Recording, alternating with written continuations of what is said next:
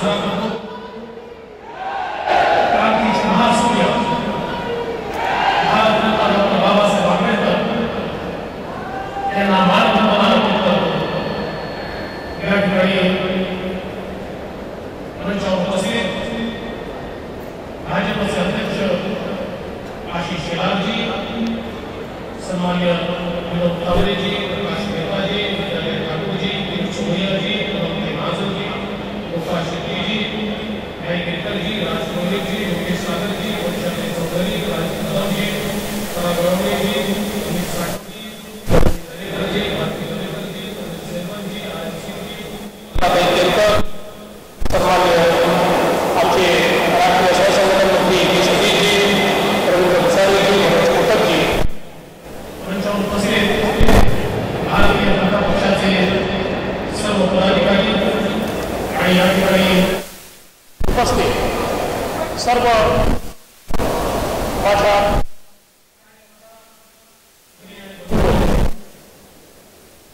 खरं म्हणजे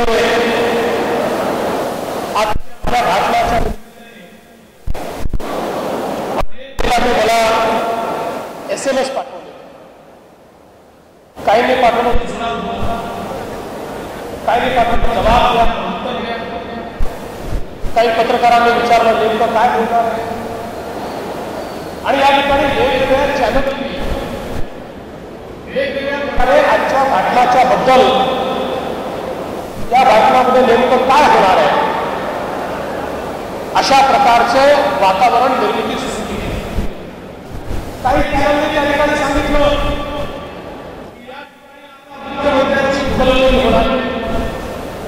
बंधू भगिनींनो, आम्ही जुगलबंदी करणारे लोक नाही आहोत.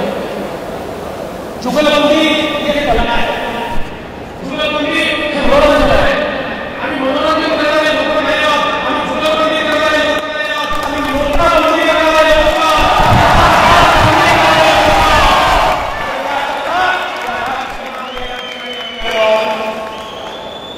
खरं म्हणजे आशिष शेलार यांनी खऱ्या अर्थानं या ठिकाणी भारतीय जनता पक्षाची भूमिका ठेवली.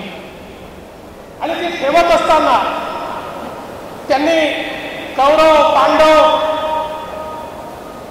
यांचा त्या ठिकाणी उल्लेख केला.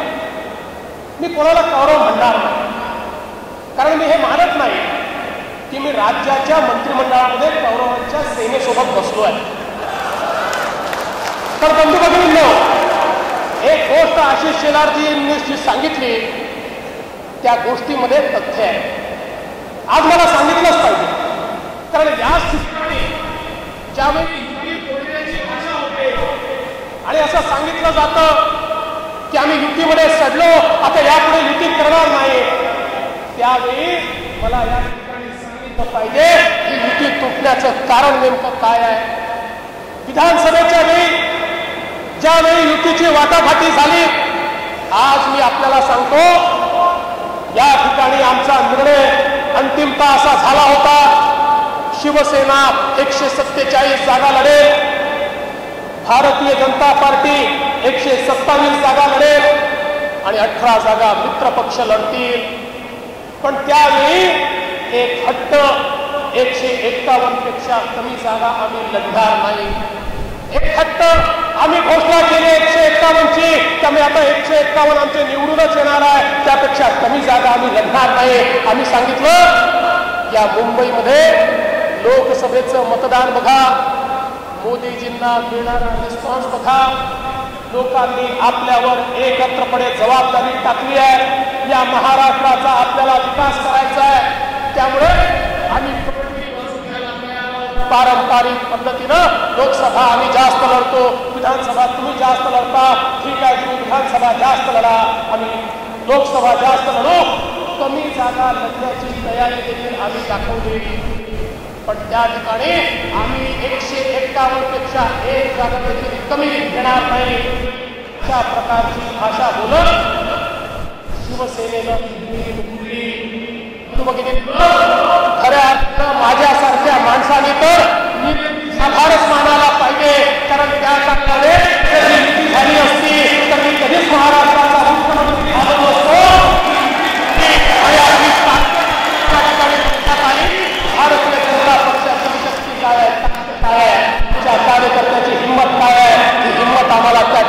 लक्षात आली आणि त्या माध्यमातून या महाराष्ट्रामध्ये तेव्हा देखील आम्ही सामना केला. सर्व जागांवर तुम्ही लढलात, सर्व जागांवर आम्ही लढलो. महाराष्ट्राच्या जनतेनं 123 जागा भारतीय जनता पक्षाला दिल्या आणि या ठिकाणी सर्वात मोठा पक्ष म्हणून भारतीय जनता पक्ष प्रस्थापित झाला. पण या ठिकाणी खऱ्या अर्थानं आम्ही एक युतीचं सरकार स्थापित केलं. शिवसेनेला आम्ही सोबत घेतलं, सोबत घेऊन सरकार आम्ही स्थापन केलं. आणि म्हणून मला असं वाटत होतं की या ठिकाणी जर सरकारमध्ये आम्ही एकत्रित काम करतो आहोत तर आम्ही महानगरपालिकेतही एकत्रित काम करावं. आणि म्हणून मी एकच त्यांच्यासमोर शर्त ठेवली. मी त्या ठिकाणी जागांच्या संदर्भात शर्त ठेवली नाही. मी सांगितलं ठीक आहे, आम्हाला असं वाटतं अर्ध्या जागा मिळाल्या पाहिजेत.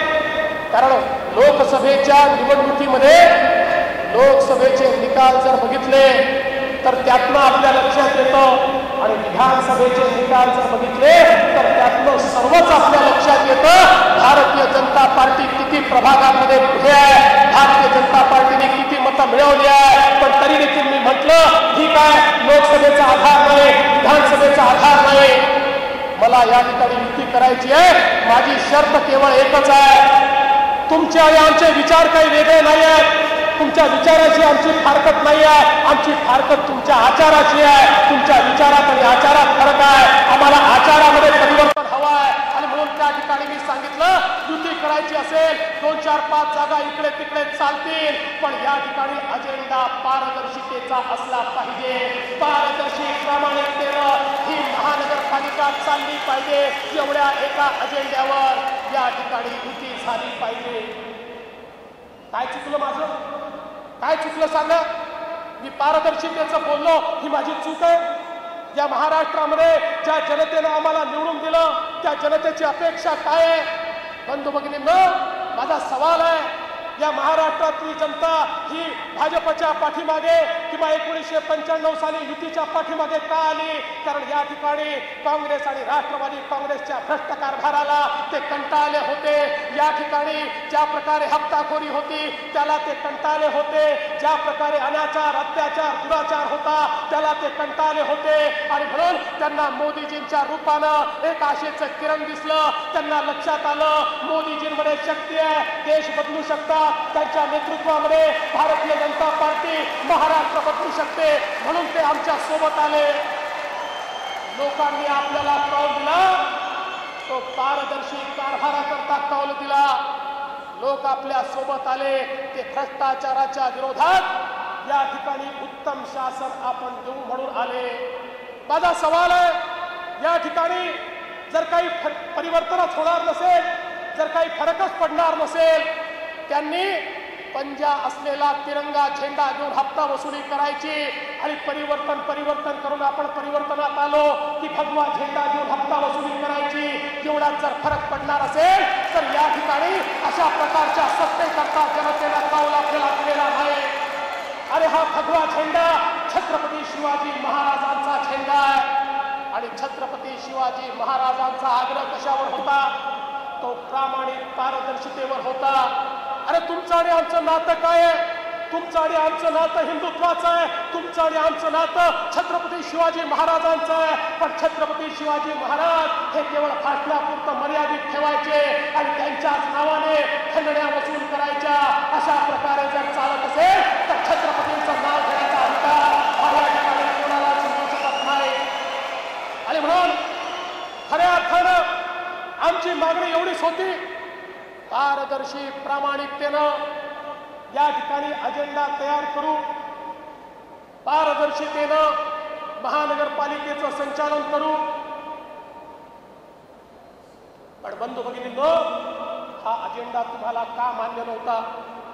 शेवटी जर आपण परिवर्तन करायचंय आणि आम्हाला ते म्हणतात की पारदर्शिता आणायची असेल तर केंद्र सरकारमध्ये आणा, पारदर्शिता आणायची असेल तर राज्य सरकारमध्ये आणा. हो, माझी तयारी आहे आणि मी पारदर्शीपणेच कारभार करतोय आणि तुम्ही सांगाल तेवढीच पारदर्शिता आणायची माझी जबाबदारी आहे. कारण या ठिकाणी पारदर्शितेकरताच मी राज्याचं शासन चालवतोय. मला मला जर तुम्ही सांगितलं या 4 गोष्टी अजून पारदर्शीपणे झाल्या पाहिजे, त्या देखील माझी करायची तयारी आहे. पण ज्यावेळी मी म्हणतो महानगरपालिकेमध्ये पारदर्शिता आणा, त्यावेळी तुम्ही काय म्हणता? पारदर्शिता आणणार नाही. तुम्ही हे जर म्हटलं असतं की ठीक आहे, काही चुका झाल्या असतील, त्या चुका ठीक करू, नवीन अजेंडा तयार करू, पारदर्शी कारभार तयार करू, पारदर्शितेच्या माध्यमातून चांगली महानगरपालिका तयार करू. शेवटी होतात ना चुका, कोणाच्या हाताने होत नाही. आम्ही सरकार चालवतो, 2 गोष्टी आमच्याही चुकत असतील, पण चुका कबूल करून जो पुढे जातो तो प्रामाणिक असतो. आणि जो चुका कबूल करत नाही, चुकांवर पांघरून टाकतो, जो या ठिकाणी आपली चूक झालीच नाही असं समजतो, त्याचा हेतू शुद्ध नसतो, त्याचा हेतू प्रामाणिक नसतो. आणि म्हणून आम्ही पारदर्शितेचा ज्यावेळेस विषय लावला, बंधू भगिनींनो, मी तुम्हाला सांगू इच्छितो, याही वेळी आमच्या युतीची बोलणी करण्याकरता आमचे हे जे 3 नेते गेले होते, त्या 3 नेत्यांना मी सांगितलं, म्हटलं जागांचा विषय नाही आहे. ठीक आहे, आपल्या कार्यकर्त्यांना वाटतं 50% जागा मिळाल्या पाहिजे, पण काही हरकत नाही. 2-5 जागा कमी मिळाल्या तरी हरकत नाही, 10 जागा कमी मिळाल्या तरी हरकत नाही, त्यांना जास्त जागा लढू द्या. पण प्रामाणिकतेच्या अजेंड्यावर कॉम्प्रोमाइज केलं जाणार नाही. आपल्याला जागांकरता लढाई करायची नाही, प्रामाणिकतेच्या अजेंड्यावर, पारदर्शितेच्या अजेंड्यावर कॉम्प्रोमाइज करायचं आहे. पण आशिष शेलार, तुम्ही सांगितलं ते सत्य आहे. काय भाव होता? मागच्या वेळी आम्ही 65 जागा लढलो, त्यावेळी कदाचित आमची ताकद कमी होती, जास्त होती, मी बोलणार नाही.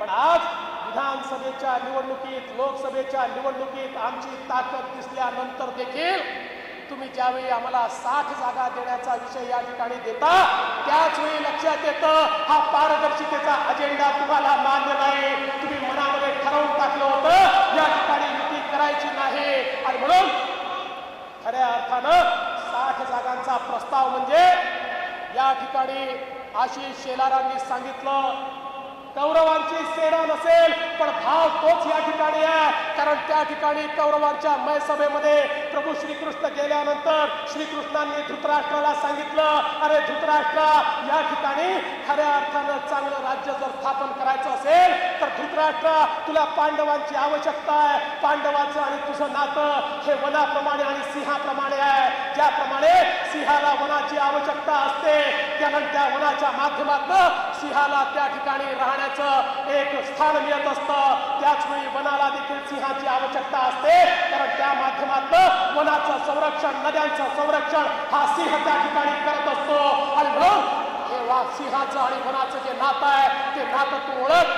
आणि या नादान दुर्योधनाच्या नादाला लागू नको, या शकुनी मामाच्या नादाला लागू नको. त्या ठिकाणी तू पांडवांना त्यांचं राज्य देऊन टाक. पण काय म्हणाला दुर्योधन म्हणाला, सुईच्या टोकावर मावेल एवढी देखील जमीन राज्याची मी द्यायला तयार नाही. बंधू भगिनींनो, तेव्हाही शकुनी मामा आणि दुर्योधनाचंच चालायचं. आणि आजही शकुनी मामा रूपी अनेक लोक हे त्या ठिकाणी दुर्योधनाच्या आजूबाजूला आपल्याला पाहायला मिळतात, हे त्या ठिकाणी धृतराष्ट्राच्या आजूबाजूला आपल्याला पाहायला मिळतात. आणि त्या माध्यमातून 60 जागा घेऊन तुम्ही चूप बसा. 60 जागा दिल्या एवढीच भाजपची अवकात आहे असे सांगणारे जे शकुनी मामा आहेत, त्या शकुनी मामांना 21 तारखेला दाखवून देऊ भारतीय जनता पक्षाची अवकात काय आणि तुमची अवकात काय. खऱ्या अर्थानं बंधू भगिनींनो, या ठिकाणी आम्ही 25 वर्ष युतीमध्ये सडलो. मला आश्चर्य वाटतं, ही युती शिवसेना प्रमुख बाळासाहेब ठाकरे यांनी केलेली युती होती. ही युती प्रमोदजी महाजन, गोपीनाथराव मुंडे यांनी केलेली युती होती. आणि 25 वर्षाच्या युवा युतीमध्ये खऱ्या अर्थानं जर नुकसान कोणाचं झालं असेल, पक्षांचं सोडून द्या, पण 25 वर्ष महानगरपालिका तुमच्या हातामध्ये दिली. या मुंबईचं नुकसान या 25 वर्षामध्ये झालं, हे मात्र तुम्हाला या ठिकाणी मान्य करावं लागेल. अरे तुमचं आणि आमचं नातं हे हिंदुत्वाचं नातं होतं. खऱ्या अर्थानं ज्यावेळी या देशामध्ये केवळ मतांच्या लांगून चालना करता या ठिकाणी लांगुल चालनाचं धोरण घेतलं जायचं. केवळ मतं मिळाली पाहिजे म्हणून राष्ट्रवादाच्या ऐवजी फुटीरतावाद्यांना त्या ठिकाणी मदत केली जायची. त्यावेळी छत्रपतींचा भगवा झेंडा घेऊन आपण सगळे लोक एकत्रित आलो. राष्ट्रवादाच्या या मुद्द्यावर आपण सगळे त्या ठिकाणी एकत्रित आलो. राष्ट्रवादाच्या मुद्द्यावर एकत्रित आलो असताना आमची तर भूमिका ही आहे, अरे राष्ट्रवादाकरता सत्ता मिळेल किंवा मिळणार नाही. अरे सत्ता काय आहे, हे राष्ट्र जगलं तर आम्ही जगणार आहोत, हे राष्ट्र राहिलं तर सत्ता येणार आहे. त्यामुळे या ठिकाणी राष्ट्रवादाच्या मुद्द्यावर आम्ही एकत्रित आलो होतो. तुमची 25 वर्ष सडली असतील, पण जरी आम्ही छोटा पार्टनर म्हणून त्या ठिकाणी ताकद असताना देखील वारंवार तुम्हाला या ठिकाणी सत्ता दिली. 25 वर्ष आमच्या भरोशावर तुमचा महापौर तयार केला. त्या महापौराने किंवा त्या ठिकाणच्या तुमच्या सत्तेनं नेमकं काय केलं हे मी सांगण्याची आवश्यकता नाही आहे. पण तरी देखील मी म्हणेन ही 25 वर्ष आमची सडली नाही. ही 25 वर्ष आमची सडली नाही. पण या 25 वर्षांनी आम्हाला एक धडा दिला आणि तो धडा हा दिला, कोणाही सोबत फरफटत जाऊ नका. तुम्ही फरफटत गेला तर या समाजाचं नुकसान आहे, या मुंबईचं नुकसान आहे. खऱ्या अर्थानं तुम्ही युती तोडण्याची घोषणा केली.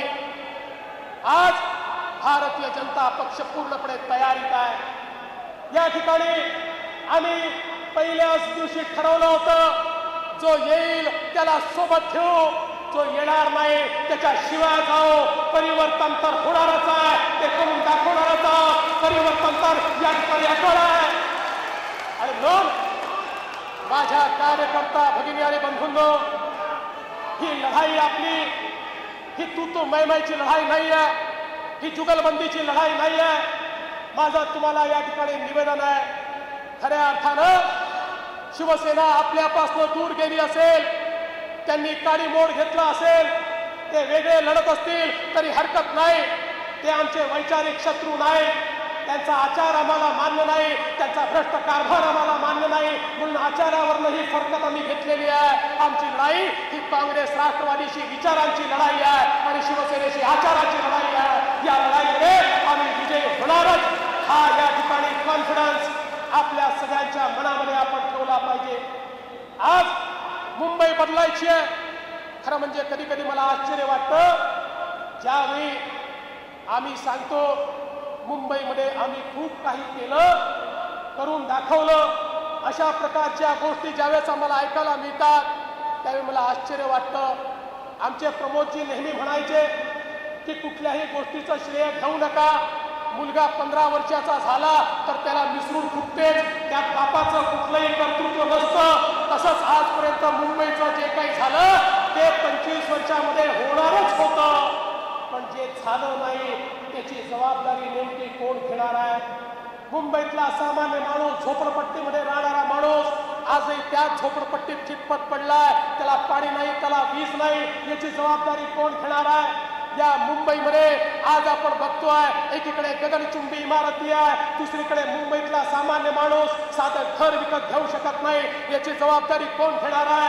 या मुंबईतल्या सामान्य माणसाचं संपूर्ण जीवन हे लोकलचे धक्के खात खात किंवा रस्त्यावर ट्रॅफिकमध्ये अडकून अडकून त्या ठिकाणी संपूर्ण जीवनातला क्षण हा त्या ठिकाणी तो गमावतो.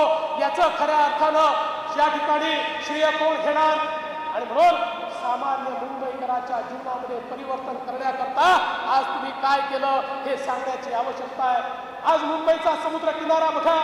आपण इतर मुंबईसारख्या देशाच्या कुठल्याही राजधानीच्या शहरामध्ये किंवा अशा मोठ्या शहरामध्ये जाऊन बघा, तिथला समुद्र किनारा तुम्हाला स्वच्छ दिसतो. त्या समुद्र किनाऱ्यात तुम्हाला घाण दिसत नाही, त्या ठिकाणी तुम्हाला कचरा दिसत नाही. पण या ठिकाणी आमच्या मुंबईचा हजारो शेकडो कोटी लिटर आमचा जो मैला आहे, हा सगळा मैला आमच्या समुद्रामध्ये आम्ही सोडतो. एकीकडे मुंबई महानगरपालिकेमध्ये 55,000 कोटी रुपयाचे फिक्स डिपॉझिट तुम्ही करता आणि दुसरीकडे मुंबईच्या मैल्यावर प्रक्रिया करून त्या ठिकाणी चांगलं शुद्ध पाणी हेच समुद्रामध्ये गेलं पाहिजे याकरता योजना देखील तुम्ही तयार करत नाही. मग निवडणुका आल्या की त्या ठिकाणी टेंडर काढायचे, निवडणुका आल्या की घोषणा करायच्या. खऱ्या अर्थानं या मुंबई बंगालच्या समुद्राची अवस्था ही तुमच्या नाकर्तेपणाने या ठिकाणी झाली आहे. आणि म्हणून आज मुंबई पर्यावरणाच्या दृष्टीनं सस्टेनेबल शहर होऊ शकलं नाही, कारण त्याच्याकडे कधीच तुमचा फोकस नव्हता. आज या ठिकाणी 2 वर्षामध्ये या मुंबईमध्ये राज्य सरकारने जे काम करून दाखवलं, या मुंबईमध्ये बॉम्ब विस्फोटानंतर मागच्या सरकारच्या काळामध्ये मुंबईमध्ये CCTVचं नेटवर्क आम्ही उभं करू, अशा प्रकारचं त्या सरकारनं सांगितलं. 6-8 वर्ष करू शकले नाही. मात्र आपलं सरकार आलं आणि 2 वर्षामध्ये या मुंबईच्या प्रत्येक सिग्नलवर CCTVचा कॅमेरा लावला आणि त्या ठिकाणी संपूर्ण मुंबई ही CCTVच्या सर्व्हिलन्स खाली आम्ही आणली. मुंबईला वायफाय शहर आम्ही तयार केलं. या मुंबईमध्ये मेट्रोचं जाळं आम्ही तयार करतोय. खऱ्या अर्थानं या ठिकाणी मला सांगितलं पाहिजे की या मुंबईमध्ये गेल्या सरकारच्या काळामध्ये केवळ 8 किलोमीटरची मेट्रो तयार झाली 8 वर्षामध्ये, आणि आपल्या सरकारनं 2 वर्षामध्ये 120 किलोमीटर मेट्रोचं काम सुरू केलेलं आहे. आणि येत्या काळामध्ये 200 किलोमीटर मेट्रोचं काम आम्ही पूर्ण करणार आहोत. एकीकडे मेट्रोचं जाळं आम्ही तयार करतो, दुसरीकडे एलिव्हेटेड रेल्वेचं जाळं आम्ही तयार करतो, आणि या ठिकाणी मुंबई आणि MMR रिजन याचं इंटिग्रेशन आम्ही करतो. आज या ठिकाणी CST पासनं पनवेल पर्यंत, चर्चगेट पासनं विरार पर्यंत का कोणाच्या लक्षात आलं नाही की एवढा मोठा राईट ऑफ वे आपल्याकडे आहे. जर आपल्याला रेल्वे डिकंजेस्ट करायची असेल तर रेल्वेवर रेल्वे बांधता येते. ही रेल्वेवर रेल्वे जर आपण बांधली तर त्यातनं रेल्वेची कॅपॅसिटी दुप्पट होईल. ती दुप्पट झाली तर आज आमचा सामान्य माणूस त्या रेल्वेमध्ये जे धक्के खातो त्याला खावे लागणार नाही. हा विचार भारतीय जनता पक्षानं केला आणि त्या ठिकाणी एलिव्हेटेड रेल्वेची योजना ही आम्ही नीती आयोगातनं मंजूर केली. आज एकीकडे आम्ही मोठ्या प्रमाणात जाळं मेट्रोचं तयार करतोय, दुसरीकडे रेल्वेचं जाळं तयार करतोय, त्याला मोनोची कनेक्टिव्हिटी देतोय. आणि हे सगळं करत असताना सगळ्यात महत्वाचं जर काही असेल तर इंटिग्रेशन महत्वाचं आहे. एखाद्या माणसाला तो जिथे उभा आहे तिथपासनं 300 ते 500 मीटरमध्ये कुठला तरी पब्लिक ट्रान्सपोर्ट उपलब्ध असला पाहिजे. त्या ट्रान्सपोर्टची एंड टू एंड कनेक्टिव्हिटी असली पाहिजे. त्याला मोबाईलवर समजलं पाहिजे मी जिथे उभा आहे आणि मला जिथे जायचं आहे, मी किती मिनिटात पोहोचणार आहे, मी कशा प्रकारे पोहोचणार आहे, हे सगळं इंटिग्रेशन करता आलं पाहिजे. आम्ही जो प्रकल्प तयार केला तो इंटिग्रेशनचा प्रकल्प तयार केला आणि माझा दावा आहे की हे सगळं जाळं ज्यावेळी आम्ही पूर्ण करू त्यावेळी MMRच्या कुठल्याही भागातलं कुठल्याही भागामध्ये 1 तासाच्या आत जाता येईल. मेट्रो असेल, मोनो असेल, सबअर्बन रेल्वे असेल, बस सिस्टीम असेल, या सगळ्यांचं आम्ही इंटिग्रेशन करतो आणि त्याला सिंगल तिकिटावर आणतो. एक तिकीट घेतलं की तेच तिकीट रेल्वेतही चालेल, तेच मेट्रोतही चालेल, तेच मोनोतही चालेल, तेच बसमध्ये चालेल. आणि तुम्ही जिथे उभे असाल गोरेगावला स्पोर्ट्स कॉम्प्लेक्सच्या समोर उभं राहून त्या ठिकाणी तुम्ही मोबाईलवर बघितलं की मला पनवेलला जायचं आहे तर तुम्हाला त्या ठिकाणी चिंता करायची आवश्यकता नाही. थेट तुमच्या मोबाईलवर दिसेल इथपासनं 200 मीटरवर मेट्रोचं स्टेशन आहे, त्या मेट्रोने इथपर्यंत जा, तिथे मोनो आहे, तिथं रेल्वेपर्यंत जा, रेल्वेने तुम्ही त्या ठिकाणी पनवेलपर्यंत जाऊ शकता. आणि त्यातही तुमच्या घरापर्यंत जायचं असेल तर या बसमध्ये जाऊन बसा, त्या बसने तुमच्या घरापर्यंत तुम्ही पोहोचू शकता. इतकं इंटिग्रेशन हे या ठिकाणी या संपूर्ण व्यवस्थेचं आम्ही करणार आहोत आणि याची सुरुवात आम्ही केली आहे. आम्ही या ठिकाणी करून दाखवलं म्हणणारे नाही, आम्ही या ठिकाणी करणार म्हणणारे नाही. खऱ्या अर्थानं जमिनीवर काम सुरू करून आज ज्यावेळेस आम्ही दाखवतो त्यावेळी आम्हाला सांगावं लागत नाही करून दाखवलं. जनताच आम्हाला म्हणते होय तुम्ही करून दाखवलं. आणि आपण म्हणलं हे महत्वाचं नसतं, जनतेनं म्हटलं पाहिजे होय करून दाखवलं. ते करून दाखवण्याचं काम या ठिकाणी आम्ही करतोय. आज मुंबईतली झोपडपट्टी आहे, या झोपडपट्टीतल्या प्रत्येक व्यक्तीला घर मिळालं पाहिजे. केंद्र सरकारच्या जमिनीवर झोपडपट्टी आहे. आज खरं म्हणजे किती दुटप्पी भूमिका आहे बघा. एकीकडे या एअरपोर्टच्या आसपासची सगळी झोपडपट्टी, या झोपडपट्टीला त्या ठिकाणी प्रत्येक व्यक्तीला घर दिलं पाहिजे याकरता आम्ही केंद्र सरकारकडे गेलो. आणि देशाच्या इतिहासामध्ये पहिल्यांदा केंद्र सरकारने मान्य केलं, ठीक आहे, इन सिटू त्या ठिकाणी डेव्हलपमेंट करा, त्या ठिकाणी जो झोपडपट्टीवाला जिथे बसलाय त्याला तिथेच घर द्या. आम्हाला वाटलं किती चांगलं झालं. आता आपल्याला या ठिकाणी प्रत्येक गरीबाला घर देता येईल. त्या एअरपोर्टच्या झोपडपट्ट्यांमध्ये बसलेल्या 50,000 परिवारांना आपल्याला घर देता येईल. तो आदेश घेतला, या ठिकाणी आलो आणि मी सांगितलं की झोपडपट्टी आमचा जो विभाग आहे त्याला सांगितलं तात्काळ सर्वे सुरू करा. किती लोक आहेत याचा सर्वे करावा लागेल, त्यांना किती जागा लागते याचा सर्वे करावा लागेल, लेआउट प्लॅनिंग करावं लागेल. जसा सर्वे आम्ही सुरू केला, काही लबाडांनी त्या ठिकाणी येऊन सांगणं चालू केलं, तुम्हाला या ठिकाणून हुसकून काढणार, तुम्हाला या ठिकाणी घरं देणार नाही, सरकारचा कुठला निर्णयच नाही, तुम्हाला 10 किलोमीटर 20 किलोमीटर दूर त्या ठिकाणी नेणार. खऱ्या अर्थानं या ठिकाणी मुंबईमध्ये ही जी प्रवृत्ती आहे, लोकांना त्या ठिकाणी दिशाभूल करून त्याला गरीबच ठेवायचं, त्याची दिशाभूल करायची, त्याला बेघरच ठेवायचं, केवळ त्या ठिकाणी मोठ्या मोठ्या घोषणा करायच्या, गप्पा मारायच्या आणि त्या ठिकाणी भावनात्मक भाषण करायची आणि त्या भाषणाच्या माध्यमातून प्रत्येक व्यक्तीला केवळ त्या ठिकाणी अफूची गोळी द्यायची. हे कुठेतरी बंद झालं पाहिजे आणि सत्य लोकांसमोर जाऊन कशा प्रकारे परिवर्तन होणार आहे हे या ठिकाणी त्याच्या समोर आलं पाहिजे. मी या ठिकाणी सांगतो, या ठिकाणी विमानतळाची झोपडपट्टी असो की इतर कुठली झोपडपट्टी असो, केंद्र सरकारची झोपडपट्टीच्या लँडवर बसलेली झोपडपट्टी असो, शक्यतोवर प्रत्येक व्यक्तीचं इन सिटू त्याच ठिकाणी पुनर्वसन आम्ही करणार आहोत. अरे चमचमणाऱ्या इमारतींची मुंबई पुरे झाली, गगनचुंबी इमारतींची मुंबई पुरे झाली. त्या गगनचुंबी इमारती बांधणारच करता कोणाची मदतीची आवश्यकता नाही आहे, ते तर धनिक बांधणारच आहेत, ते मुंबईमध्ये होणारच आहेत. आम्हाला त्या गगनचुंबी इमारती नको आहेत. आम्हाला गरीबाला घर द्यायचं आहे, सामान्य माणसाला घर द्यायचं आहे, मध्यमवर्गीयाला घर द्यायचं आहे. ती मध्यमवर्गीयाची मुंबई, ती गरीबाची मुंबई. माननीय आमचे पंतप्रधान नरेंद्र मोदी म्हणतात की या ठिकाणी विचार करायचा असेल तर गरीबाचा विचार करा आणि जर मुंबई परिवर्तित करायची असेल तर त्या मुंबईमध्ये 60% जनता ही झोपडपट्टीमध्ये राहते. त्यांच्याकरता योजना तयार न करता ही मुंबई कधीच परिवर्तित होऊ शकत नाही. आणि म्हणून मी तुम्हाला वचन देतो, या ठिकाणी महानगरपालिकेमध्ये आपलं सरकार आल्यानंतर महानगरपालिका काम करेल. ती गरिबाकरता, ती सामान्याकरता, ती मध्यमवर्गीयाकरता, या लोकांच्या विकासाकरता ही महानगरपालिका या ठिकाणी काम करेल. आज मुंबईला कनेक्टिव्हिटी देण्याचं काम आम्ही करतो. एकीकडे ट्रान्स हार्बर लिंक, मुंबई आणि नवी मुंबईला जोडणारी ट्रान्स हार्बर लिंक, ज्या एका लिंकमुळे काय परिवर्तन होणार आहे. आज जर एखाद्या चाकरमान्याला सांगितलं की पनवेलमध्ये जाऊन घर घे, तो मजबुरीने त्या ठिकाणी घेतो, पण त्याच्या मनामध्ये नेहमी असतं की नवी मुंबईत राहायला गेलो आणि नोकरीला जर मुंबईत यायचं असेल तर 2 तास मला ट्रॅव्हल करावं लागतं, माझ्या जीवनातले 2 तास वाया जातात. पण आता मुंबई आणि नवी मुंबई 22 किलोमीटरच्या सागरी सेतूला आपण जोडतोय. जगातला नव्हे देशातला सगळ्यात मोठा सागरी सेतू हा आपण त्या ठिकाणी बांधतोय.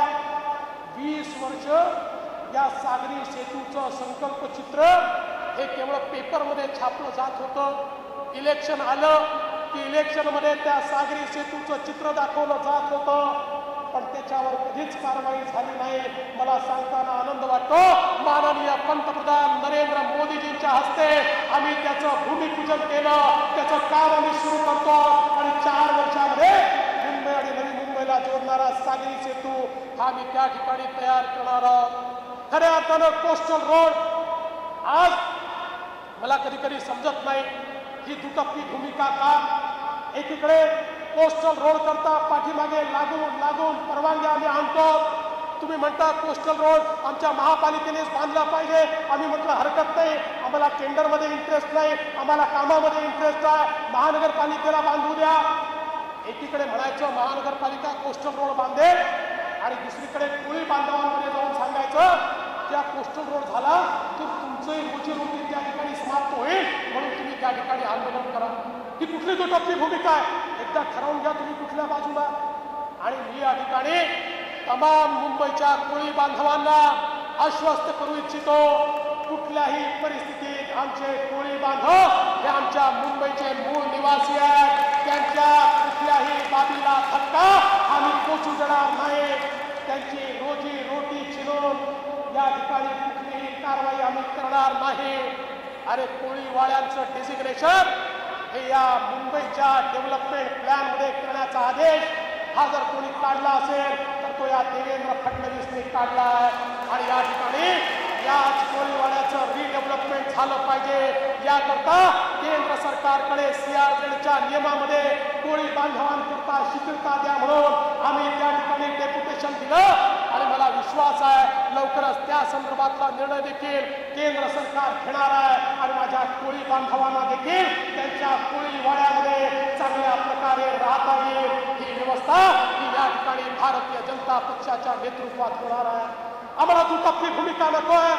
अरे ज्यावेळी मेट्रो 3चं काम सुरू करायचा विषय आला, तुम्ही विषय सांगितला की गिरगावातला मराठी माणूस हा त्या ठिकाणी तुम्ही बेघर करताय, त्याला तुम्ही वाटेला लावताय, गिरगावमध्ये मराठी माणसावर अन्याय करताय. मी तुम्हाला ओरडून सांगत होतो ही मुंबई मराठी माणसाची मुंबई आहे. या मुंबईतल्या मराठी माणसाला कोणीच बाहेर काढू शकत नाही. अरे आम्ही निर्णय घेतला आणि निर्णय घेऊन त्या गिरगावातल्या जो आमचा गरीब मराठी माणूस 150 फुटाच्या घरामध्ये त्या ठिकाणी राहत होता, आम्ही सांगितलं मेट्रोमध्ये जर तुझं घर जात असेल इकडे तिकडे नाही, याच ठिकाणी 450 चौरस फुटाचं घर हे तुला त्या ठिकाणी देण्याचं काम राज्य सरकारच्या वतीनं आम्ही करू. अरे BDD चाळीमध्ये राहणारा माझा मराठी माणूस, त्या मराठी माणसाकरता BDD चाळीचं रिडेव्हलपमेंट केलं पाहिजे. खऱ्या अर्थानं गेले 20 वर्ष BDD चाळीचं रिडेव्हलपमेंट होऊ शकलं नाही. त्याच्या पाठीमागची कारण मी सांगणार नाही, पण ते का होऊ शकलं नाही एकदा कारण शोधली तर झाडीतले शुक्राचार्य कोण आहेत हे आपल्या लक्षामध्ये येईल.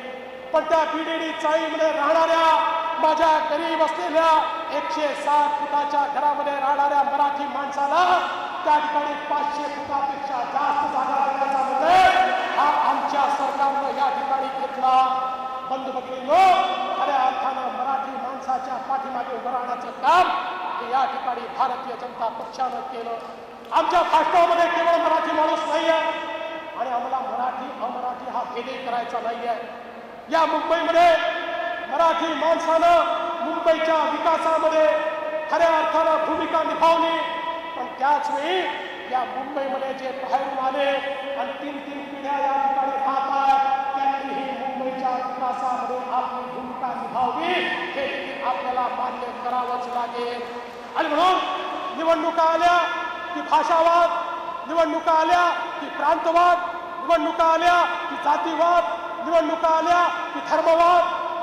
मला असं वाटतं कुठेतरी हे आता थांबवण्याची आवश्यकता आहे. मोदीजींनी आपल्याला सांगितलं आपला नारा एकच आहे, सबका साथ सबका विकास, सर्वांना सोबत ठेवून. आणि या ठिकाणी आज आमचा अल्पसंख्याक समाज आहे, अल्पसंख्याक समाजाला देखील या ठिकाणी आपल्याला पुढे आणावं लागेल. आमचं हिंदुत्व संकुचित हिंदुत्व नाही आहे, छत्रपती शिवाजी महाराजांचं हिंदुत्व आहे. छत्रपती शिवाजी महाराजांनी धर्माच्या आधारावर कधीच भेद केला नाही. छत्रपती शिवाजी महाराजांनी हिंदवी स्वराज्याची स्थापना केली, पण त्या स्थापनेच्या वेळी त्यांच्या मनामध्ये जेवढा हिंदूंबद्दल मान होता तेवढ्याच इतर धर्मियांबद्दल देखील सन्मान होता. आणि जे लोक स्वराज्याच्या बाजूचे होते त्यांचा जात त्यांचा धर्म हा कधी महाराजांनी पाहिला नाही. आणि म्हणून जे राष्ट्रवादी विचाराचे आहेत, जे भारताच्या उत्थानाकरता महाराष्ट्राच्या उत्थानाकरता या ठिकाणी स्वप्न बाळगतात, ते कुठल्या जातीचे आहेत, ते कुठल्या धर्माचे आहेत हे आम्हाला बघायचं नाही आहे. त्या प्रत्येकाला सोबत घेऊन या मुंबईचा आणि महाराष्ट्राचा विकास हा या ठिकाणी आम्हाला करायचा आहे.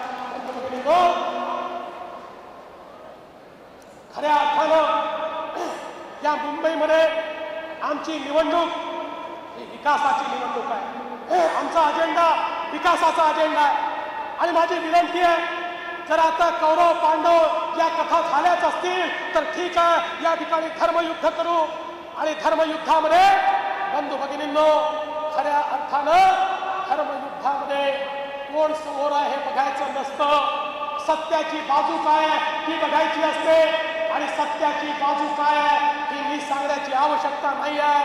अरे छत्रपती शिवाजी महाराजांचं तुम्ही नाव घेता, काय सांगितलं होतं छत्रपती शिवाजी महाराजांनी?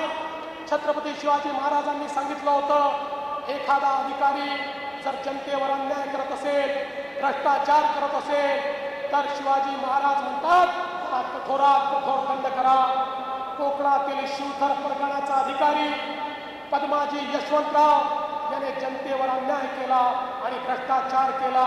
ही गोष्ट समजल्यानंतर महाराजांनी त्याचे डोळे काढून त्याला अदबखाना म्हणजे तुरुंगामध्ये टाकले.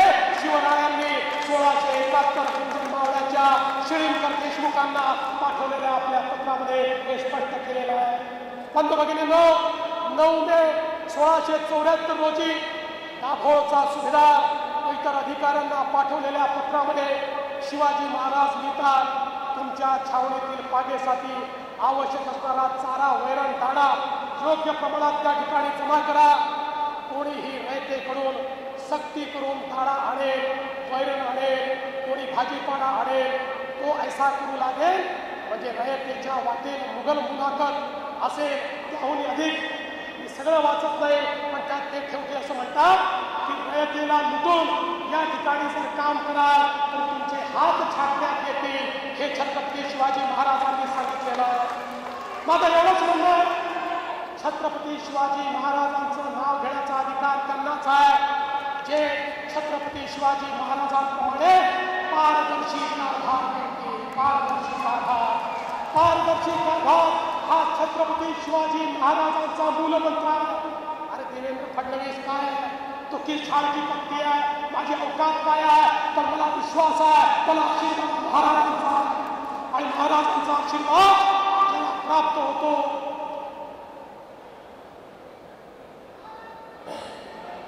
आज पाणी पितोय, 21 तारखेला पाणी पाजणार आहे.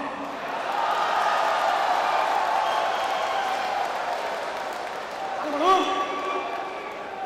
या ठिकाणी मी एवढंच सांगतो, आशिष शेलारांनी आपल्याला सांगितलं भाजपचं आणि मुंबईचं नातं काय आहे. आशिष शेलार तुम्ही विसरले, भाजपचं आणि मुंबईचं एक नातं जुनं. भारतीय जनता पक्षाची स्थापना याच मुंबईमध्ये झाली आहे. देशातला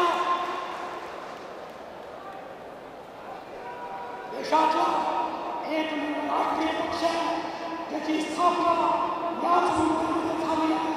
आणि म्हणून स्थापनेच्या वेळी अटल बिहारी वाजपेयीजी आमचे नेते म्हणाले होते, अंधेरा छटेगा, सूरज निकलेगा, कमल खिलेगा.